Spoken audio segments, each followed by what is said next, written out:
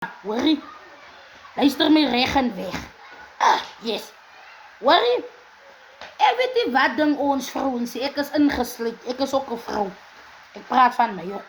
Ek weet nie wat dink ons vrouens as jy en die man uit mekaar het is.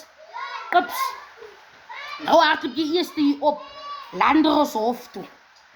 Ja. Hoe weet julle ene wat ons vir ons lief is oor aankla, oor support. Support. Yes, support. Ja, support. Maar nou kom het by my op. As maar iets wat het by my opkom. Yes, ek vraag myself af. Maar ziekels. As het dan nou net die Jack Russell se handsakkies en rugsakkies die. Waar is jou deel? Nee, asseblief vrouens. Waar is jou deel? Ons kan so gou hier op. Dan loop sê ons 1, 2, 3. En ja man, as jy Russell Rottweiler, 'n pitbull, 'n man moet support gee, jy moet as sy plig. En jy, waar is jou 50%? Van is baie van ons hier buite. Ons werkie. Nou as jy die man nog support, kyk die man gee support. Dan gaan jy nog nie op en loop soek jy verhooging. Ja, baie van ons is, ek sê nou nie almal, goeie is uitgesluit, maar hy is van ons wat 'n bietjie baie chickerig is. Die man gee nou al R1000 support vir die handsakkie. En ek weet die goed is duur, I know it. I know that the things is duur. Maar waar is jou deel? Borsoontjie, vrou, waar is jou deel? Nou gaan jy op, jy soek verhooging.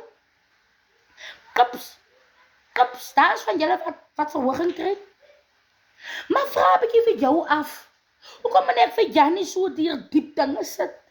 Waar is my 50%? Jannie sit sy 50% op die tafel. Maar waar is joune? Manne, julle moet julle se kinders support. As jy en jou vrou uit mekaar het is, en jy support die handsakkies en rugsakkies is jou plig, jy moet. Maar waar is ons vrouens? Wat doen ons? Wat doen ons met die support? Nou kry jy nog van die vrouens, hoorie? Wat 'n man vat. Die man werkie.